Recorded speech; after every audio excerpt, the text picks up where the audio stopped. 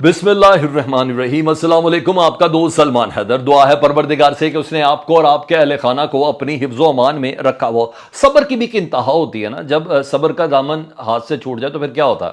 फिर लंदन में बैठ के एक अदद प्रेस कॉन्फ्रेंस होती है और वो एक पुरसरार तवील खामोशी के बाद एक प्रेस कॉन्फ्रेंस होती है, जिसके पीछे ये होता है कि मैं अपने वालिद से मिलने गई भी हूँ, जिसके पीछे ये होता है कि एक ज़बरदस्त किस्म की कोई सर्जरी है वो करवानी हो। फिर एक पूरे प्लांटेड वे में जब पूरी नून लीग की तंजीम और कारकुन, सीनियर कारकुन जब ये कह रहे हों कि इधर हमें जलील होने के लिए आपने छोड़ दिया, वालिद साहब भी आपके लंदन में बैठे हैं, आप भी उधर जाके बैठ गई हैं, एक छोटा सा टिमकना सा कोई स्टेटमेंट भी नहीं आती, तो फिर वो सब्र का दामन जब हाथ से छूटता है फिर बंदा हेटलियाँ उथलियाँ, पंजाबी का वर्ड है जी हाँ, फिर उन इदारों के तर्जुबान बचे थे जिन इदारों के ऊपर हमेशा आपने यूं करके रखा होता है। तो मरियम बीबी की प्रेस कॉन्फ्रेंस और प्रेस कॉन्फ्रेंस में उनके फेशियल एक्सप्रेशंस, उन अपने पसंदीदा सहाफ़ियों के सवालों के जवाब, वो तमाम चीज़ें डेफिनेटली करनी है। गुजरांवाला में नून लीग का एक गढ़ था एक ज़माने में, वो जो आज जम्मे गफ़ीर उधर देखा है लॉन्ग मार्च के शुरा से खिताब करते हुए इमरान खान साहब का, उस खिताब के कुछ पॉइंट्स हैं जो डिस्कस किए बगैर नहीं रह सकते और जो एड्रेस हुए बगैर भी नहीं रह सकते। कुछ चीज़ें ऐसी हैं जो पेनिट्रेट करती जा रही हैं और उसका रिबर्टल आना, इमरान खान साहब की तायीद, तस्दीक या तरदीद होना बहुत ज़्यादा ज़रूरी है। उन चीज़ों से मुतल्लिक भी आपको बताना है और कुछ अहम और भी अपडेट्स हैं जो एक के बाद एक आपके सामने रखनी है। हमेशा की तरह रिक्वेस्ट, वीडियो मुकम्मल देखिएगा। चैनल अगर पहली बार देखें तो सब्सक्राइब कर दें, इसके लिए रेड बटन इसको दबा दें। हाँ जी, मुल्क इस वक्त ना मुकम्मल कशमकश में, और वाकई आप और मुझे, हम में से किसी को भी नहीं पता कि क्या होने जा रहा है। इस्लामाबाद को कंटेनर्स का पूरा सराउंड कर लिया गया है। इमरान खान साहब कह रहे हैं मैंने इस्लामाबाद आना ही नहीं है, तो बड़ी अजीब व गरीब चीज़ है। लेकिन दूसरी तरफ ना पावर शेयरिंग का अमल जारी है, यानी बंदर बांट हो रही है। जिससे ख़ास पॉइंट के ऊपर ये लोग सब इकट्ठे हुए थे ना, पीडीएम, उनकी बंदर बांट जारी है। बिल आखिर एमक्यूएम किसी भी शक्ल में से ही एमक्यूएम को गवर्नरशिप मिल गई। ओके, उसके बाद आ गया खैबर पख्तूनख्वा का मसला।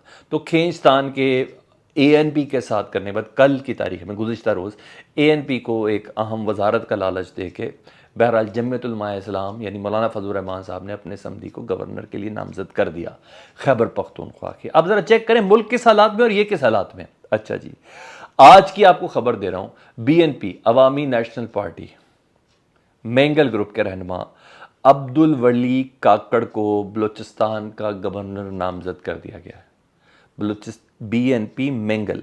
और ये क्यों किया गया ये भी सुन लें। मेंगल साहब असम्बली में बहुत ज़्यादा बोल रहे थे। मेंगल साहब इनकी प्रेस कॉन्फ्रेंस में नहीं बैठ रहे थे। किन के हवाले से मेंगल साहब बोल रहे थे? मिसिंग पर्सनस के हवाले से मेंगल साहब बोल रहे थे, बलूचिस्तान के मसाइल के हवाले से। अब उनको चुप कराना था और चुप कराने के लिए आपने देखा कैसे एक दो सीटों के साथ एक बंदा आज गवर्नर, पूरे बलूचिस्तान का सबसे हमारा हसास सूबा है, उसका गवर्नर बन गए जी। तो पूरा मुल्क अब अजीबो गरीब तकलीफ़ में, अजियत में, कशमकश में। यहाँ पावर शेयरिंग हो रही है। तो मैंने आपको बताया था कि यहाँ काम भी चल रहा है। अब आ जाऊँ जी हज़रत अरशद शरीफ भाई की शहादत के हवाले से कमीशन की थोड़ी ज़रा अपडेट सुन लें। कमीशन की अपडेट ये है कि जी जो अफसरान कीनिया गए थे ना, अतर, वहीद और उमर, वो कीनिया के पुलिस चीफ से मिले और उनको सोवेनियर्स वगैरह भी दिए हैं।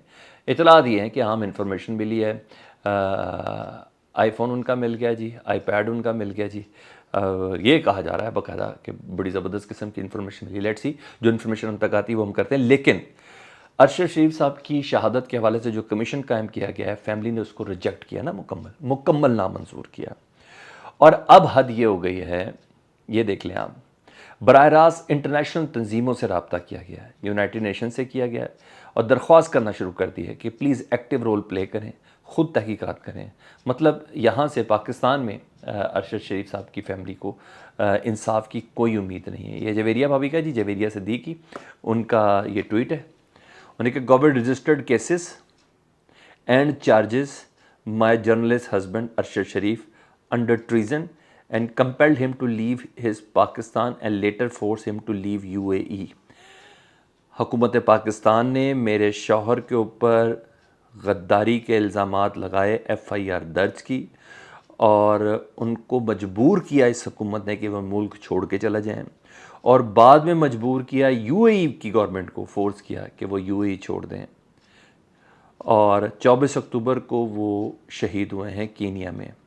We requested United Nation in Pakistan, United Nation, Antonio Guterres जो जनरल सेक्रेटरी हैं उनको किया है, वॉल्कर टर्क को किया है, यूनाइटेड नेशन ह्यूमन राइट्स को किया, प्लीज़ इन्वेस्टिगेट द केस। ये हालत है। अशरफ शरीफ की फैमिली ही नहीं मान रही है इस कमीशन को। उन्होंने डायरेक्ट अब रब्ता करना शुरू किया, जी आप ही हमारा गम का मुदावा करें, मेरे शौहर या मेरे बेटे की जो शहादत हुई है उसकी इन्वेस्टिगेशन आप करें। पाकिस्तान की सीरियसनेस का हमने अंदाज़ा, गवर्नमेंट ऑफ पाकिस्तान की सीरियसनेस का अंदाज़ा हमने लगा लिया है। तो ये मैंने कहा था अशरफ भाई के हवाले से। तो अब आ जाऊँ ज़रा इमरान खान साहब की गुजरांवाला के आखिर में मरीम बीबी की बात करेंगे जी। गुजरांवाला तकरीर जी बहुत गैर मामूली थी।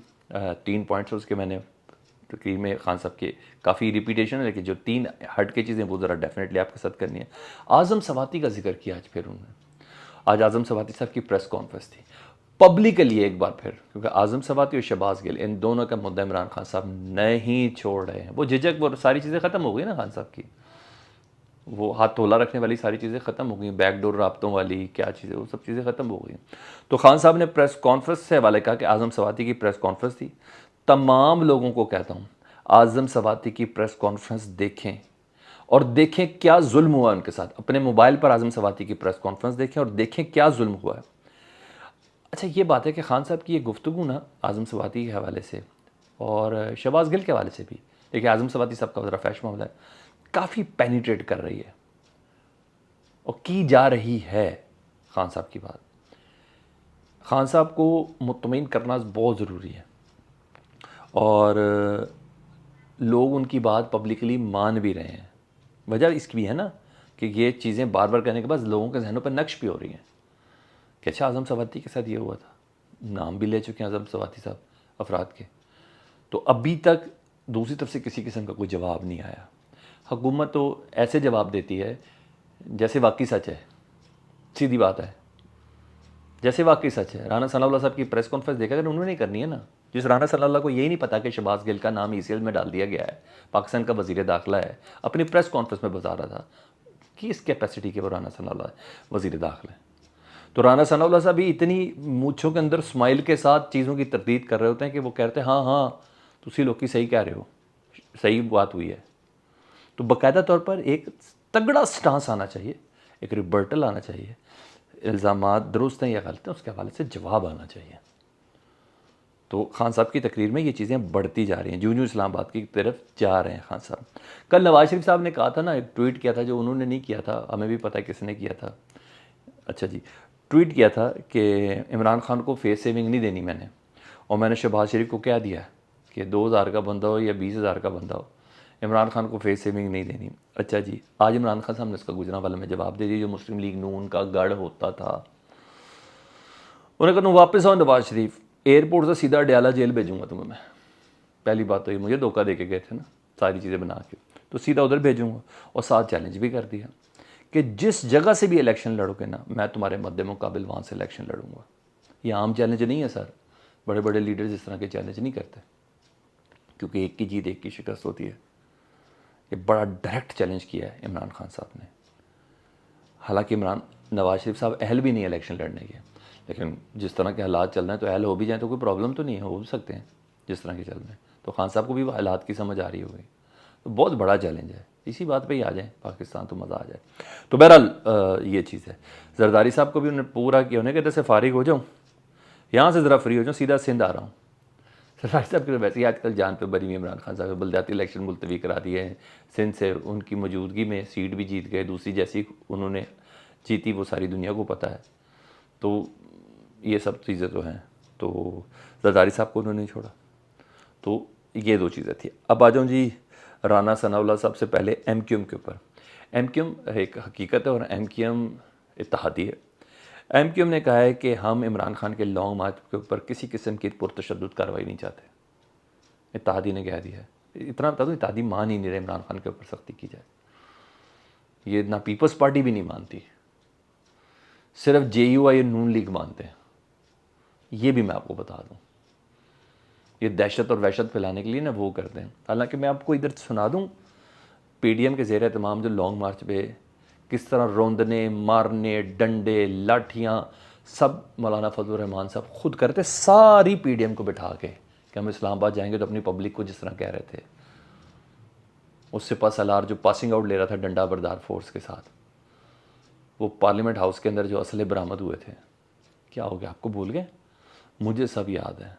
पुलिस को कैसे रोंद रहे हैं, इदारों को कैसे रोंद रहे हैं, कैसे चल रहे हैं अपने उस पर, आपको बहुत अच्छे से याद है। मैंने आपको याद करा दी, मैं चला नहीं सकता, बहुत ही सख्त चीज़ें। तो बहरहाल मैं ये तो नहीं कह रहा कि खान साहब वगैरह ये करें, लेकिन मैं बता रहा हूँ तो इन मौलाना फजलुर रहमान और नवाज शरीफ साहब के अलावा कोई भी, यानी नून लीग के अलावा कोई भी नहीं चाहता कि पुरतशद्दुद हो। लेकिन बहरहाल MQM ने कह दिया हम कत्लो गारत नहीं चाहते, सारे मुज़ाकरात चाहते हैं, प्यार से और मुज़ाकरात के ज़रिए मसले का हल निकाला जाए। मतलब ताकत के इस्तेमाल से मज़ीद नुकसान ही होगा, ये MQM के लिए अहम तरीन इत्तेहादी है। तो इसीलिए तो राना साहब आज देखे इतना गुस्से में और जब्त करके बैठे थे, इनका बस नहीं चल रहा, कोई मानना ही नहीं है इत्तेहादियों ने कि कैसी कोई ताकत आपने इस्तेमाल की। खान साहब ने जाना नहीं है रेड जोन में, बड़ी सिंपल सी बात है। तभी राना साहब बैठकर कहते हैं बैठकर बात करो, मुज़ाकरात से बात होनी चाहिए, लेकिन साथ साथ उन्होंने धमकी भी दी। उन्होंने कहा, आमतौर पर यही कहा जाता है ना, राइट्स को रोकने के लिए तो सादम में रबड़ की गोलियां पुलिस को दी जाती हैं, आंसू गैस की दी जाती है, लाठियां दी जाती हैं, आंसू गैस के चलते हैं। उन्होंने कहा हम असला देंगे। तो ये एक छोटी धमकी नहीं, बड़ी धमकी है खान राना सनाउल्लाह साहब की। तो इत्तेहादियों से भी कह रहा हूँ जरा बच के रहना, क्योंकि आपका पहले ही बड़ा बुरा हाल हो गया, बहुत पतली हालत कर दी इमरान खान साहब ने, तो अगले इलेक्शन के लिए मज़ीद पतली कर देंगे। राना सना साहब से आपने बहुत बच के रहना, मुझे ऐसा लगता है। अब आ जाओ जी मरियम बीबी साहब ने प्रेस कॉन्फ्रेंस कीजिए लंदन से, बड़े दिनों बाद, पुरसरार किस्म की खामोशी के बाद। हाँ, अपने अब्बू का ट्विटर इस्तेमाल करती रही हैं वो, उसको कैसे यूज़ करना है। आज DGI की प्रेस कॉन्फ्रेंस और इदारों से मुतल्लिक आज इतना डिफेंड कर रही थी मरियम बीबी साहबा, हैरानगी नहीं हुई? मुझे तो बड़ी ज़्यादा हुई। ये इन्हीं के ऊपर खुद इल्ज़ाम लगाती थी, आज उनकी तर्जुमान बनी हुई थी, अच्छा लगा मुझे। चलें, बहरहाल आज दिफा कर रही थी, ये भी बड़ा अच्छा लगा। अगला है ना इलेक्शन, समझा करें ना। और आज इमरान खान साहब पे तबर्रा कर रही थी। अरे भाई, अगर लॉन्ग मार्च कामयाब नहीं है तो इमरान खान पे तबर्रा क्यों कर रहे हो? फिर इतनी फ़ौज क्यों बुला ली है, इतनी FC रेंजर्स क्यों बुला ली है, इतनी पुलिस क्यों इस्लामाबाद बुला ली है, जब कामयाब ही नहीं है इमरान खान का? जब आप ये कह रही हैं कि आपको सफाइयाँ देनी पड़ रही हैं कि क्या हुआ जाती, क्या हुआ था, क्या नहीं हुआ था, आप क्यों कहना पड़ा कि 3 से 4 हज़ार अफराद थे, जब आपको प्रॉब्लम ही नहीं है? गुजरांवाला देख लो यार, 3 से 4 हज़ार अफराद, ना करो यार, करो जो मर्जी करो, लेकिन ये क्या ठीक है? आप अपना इतना कीमती वक्त क्यों ज़ाया करें जब इमरान खान के साथ ही 2-4 हज़ार अफराद है? अपनी रोटी नौकरी सीधी करें और कुछ भी ना करें। आपको क्या लगता है? मुझे तो यही लगता है। कमेंट सेक्शन में बता दीजिएगा। अल्लाहुम्मा सल्ली अला मुहम्मदिन व आले मुहम्मद।